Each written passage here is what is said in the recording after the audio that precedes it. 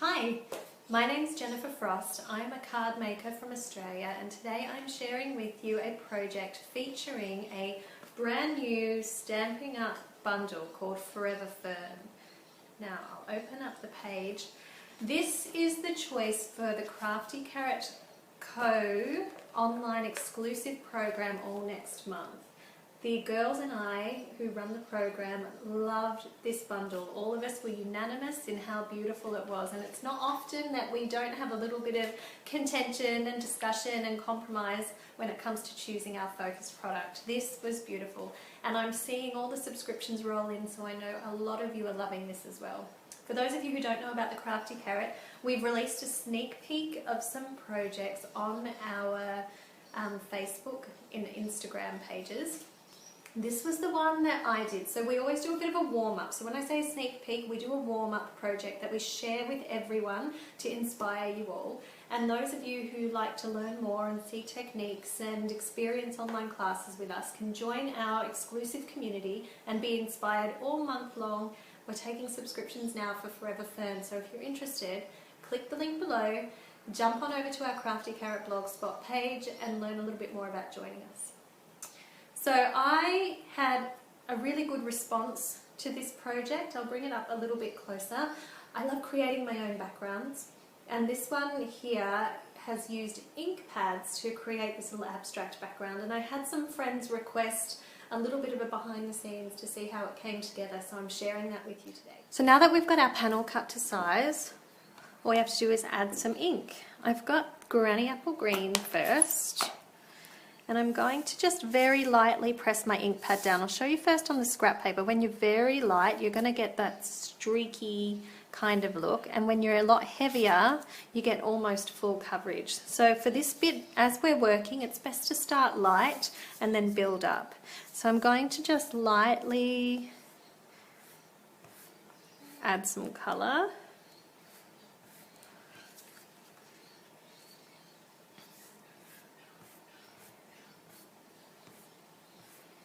And then you can go just a bit heavier when you get a bit more confident in how it's coming together. The next colour I'm going to try is Call Me Clover. And I'm going to turn this one so that I'm going in the spaces I didn't go before.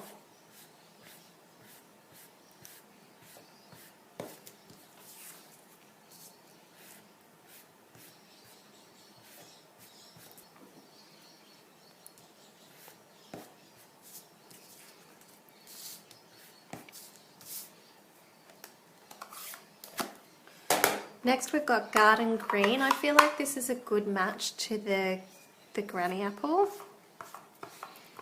As the tones get a little bit darker, I'm going to stick closer to the edges and not go so tight in towards the middle. Next is the Shaded Spruce, which is a great match for that Call Me Clover, just a bit deeper in tone. With these heavier tones, it's best to stay closer to the edges so that you get that little bit of that highlight through the middle.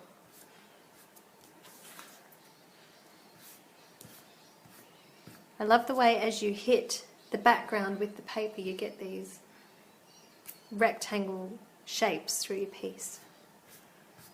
And the lighter you go, the more that blends back through.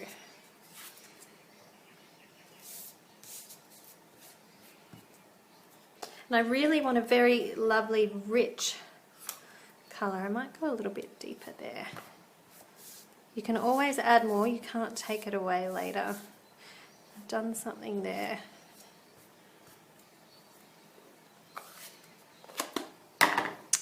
So Mossy Meadow is a beautiful deep colour, and that's going to go gorgeous around these edges. Really frame it in.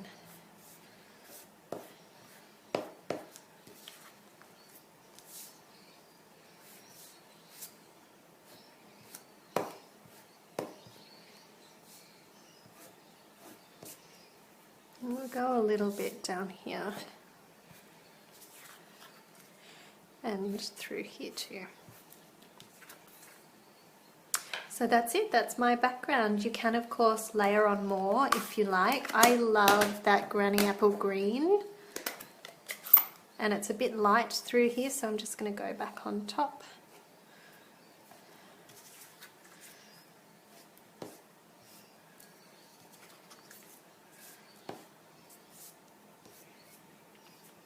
And that's going to dry beautifully. So it's very hard at this point in your project to get a gauge for how it's all going to come together when it's dry. The only thing you can do now is wait. So I'm going to set this aside exactly as it is, and we're going to come back and look at it. Well, before I do that, I noticed this is quite empty right through the middle. In order to keep going, I'm just going to make sure I'm swiping light enough to get some, just want some lines.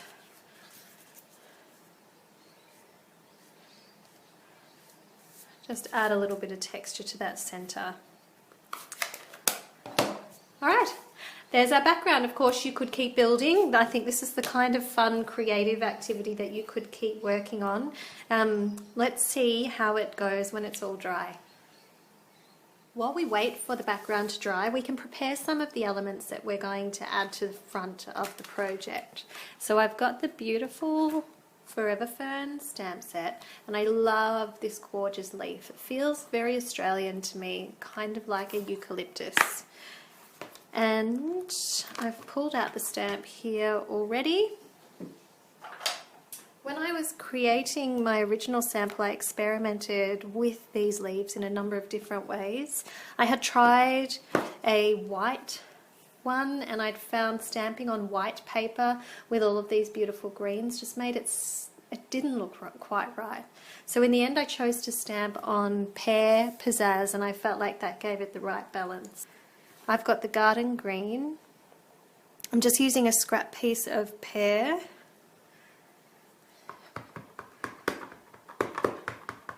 Let's see if I can get that to come up a bit deeper.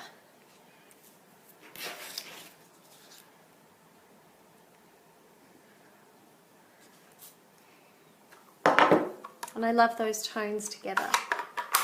If you didn't pick up the dies, you could fussy cut, but I love that this has a matching die that's going to make it so easy to trim out those leaves and get them exactly right.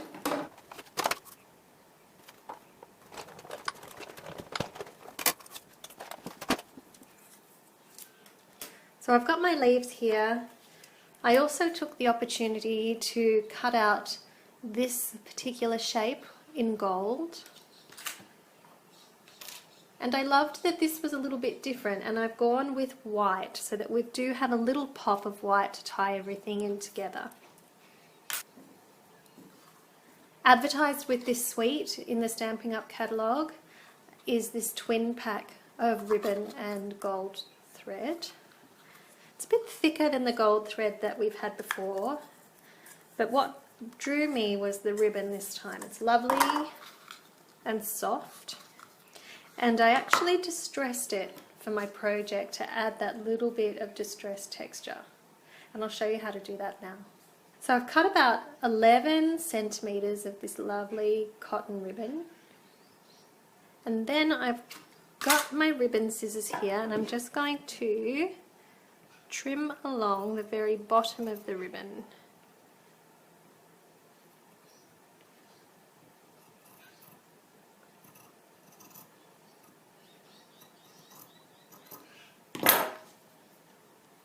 And then I'm going to just pull there to give it a little bit of a distressed look. I'll bring that up a bit close to the camera. The sun's come right through the window there. So once I trimmed that base off, I've just been able to pull and separate that ribbon a little bit, give it a distressed wave through there, and you can take any of the loose strings off. And that's going to sit on the project like that. So you can see that background has had a chance to dry, and it's turned out just lovely. It's got a lovely range of texture through it. I love the way all those colours have blended and come together. Before it's quite finished though, I'm going to grab that background piece, and while it is I've got my ink and my stamp out already. I'm going to get that garden green back and add just a little detail, a very, very subtle touch to finish that artsy decorative background. Just a few leaves through there.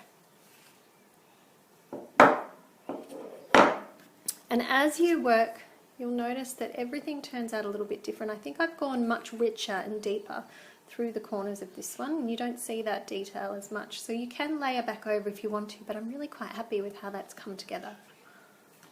Now it's been about 25 minutes since I originally inked the background panel up with my ink pads, and it's coming together and drying up quite nicely.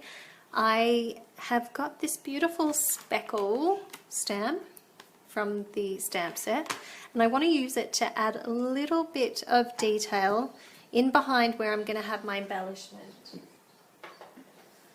I'm just going to mount that and stamp it in Versamark. I'm going to go up so that my speckles are coming up outside of where my leaves are going to be, and a little bit down here. It's very hard to see where I've gone, but that should be fairly safe, keeping everything together there. Now the importance of letting things dry is that when you apply your white embossing powder, you might find it's going to stick to wet ink. See here how it's all sticking? So I'm going to really flick that off.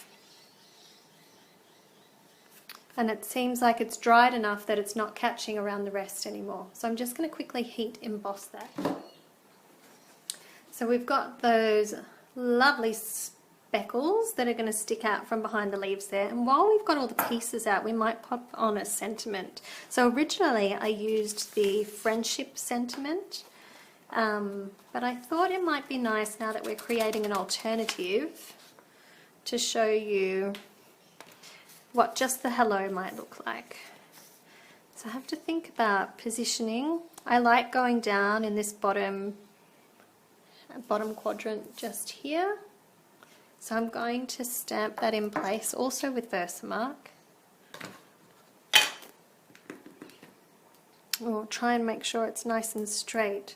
So I'm going to use my grid, because once I've stamped it, there's no going back. I'm going to use my grid and make sure that that's on the line. So I'll bring that up nice and close. I use my grid lines to make sure that this line lined up with the bottom of the wording here. So now, as long as I keep this line straight, the sentiments should stay straight when I stamp it too. So inked in Versamark, as long as I keep this straight, I should be right. So I'm popping the card on the grid so that it's along a straight line on my background. I'm going to make sure this stays straight. I'm going to go about here.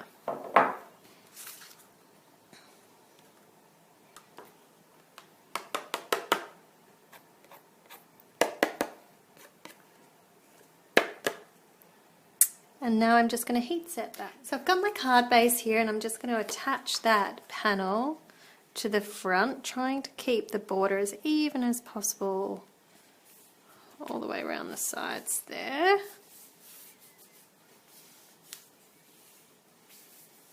And now we can add the embellishments. So the first embellishment that I want to add on is our ribbon. I've got the Stampin' Up! Tear and Tape adhesive. It's just that little bit stronger, and it's great when you've got embellishment that's not quite paper on paper. Now I want to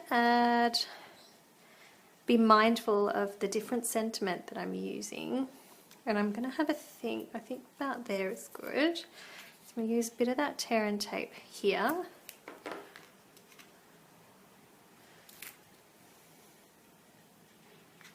I'm going to open that up and put that on the tape there, and this bit's going to come across this way, so I just need a little bit. in here to secure that in place. I find tape a lot easier to use than liquid adhesives, which I worry will spread and create a mess before they dry.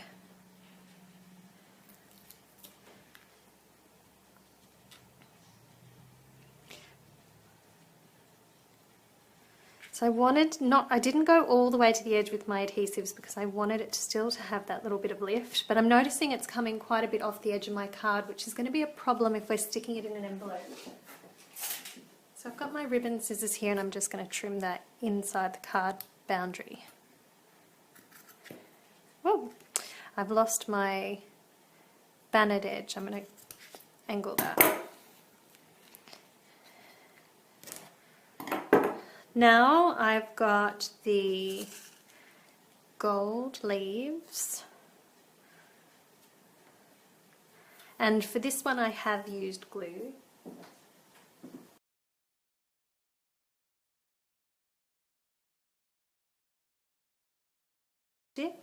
And I'm also going to add these lovely white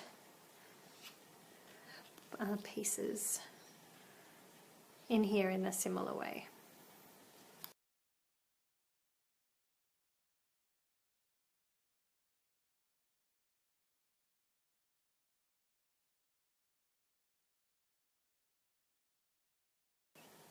So I've got my leaves, they're going to come in the center there, and I'm popping those on with dimensionals.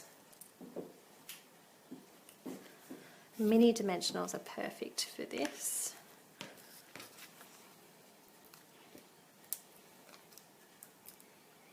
Now I'm going to try and stick away from this center with my dimensionals because I'm concerned that if I put anything too bulky in there it's going to look a bit odd. So I'm just going to slice a little strip from the side here, just for up here.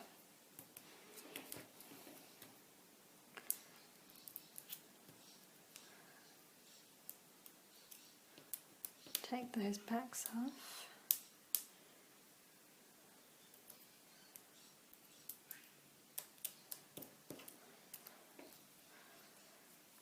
And position that. I'm actually going to bend that leaf a little bit around the edges, give it a little bit of extra dimension.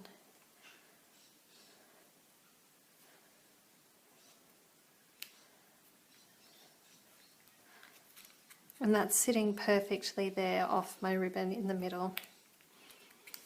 And the last step was a little timber embellishment. We've got these beautiful little timber leaves and shapes. I've got these long ones, but I think it's the littler one that I liked better.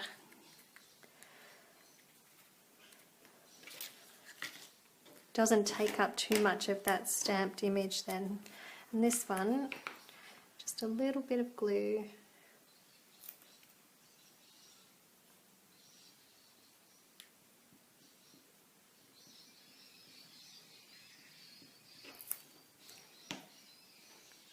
And I'm positioning it amongst the leaves here.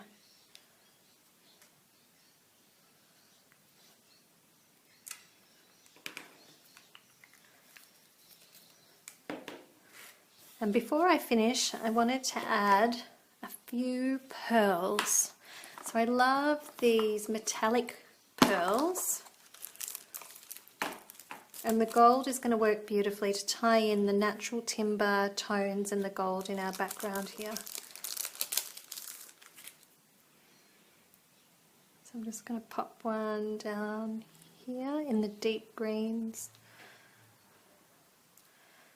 Here. And another up the top, about there. And there we have it. I did decorate the inside of this one, just a very simple white panel with a little bit of gold to tie in what we've done through the front. but I've shown you the technique now and you can go ahead and enjoy. I can't wait to see what colour combinations you come up with and how you use this beautiful abstract background. If you've enjoyed this video, don't hesitate to hit subscribe, and I'd love to hear a comment if there's anything in particular that appealed to you. Thank you so much for joining me. Don't forget to find more inspiration at my Instagram page as well as on Facebook.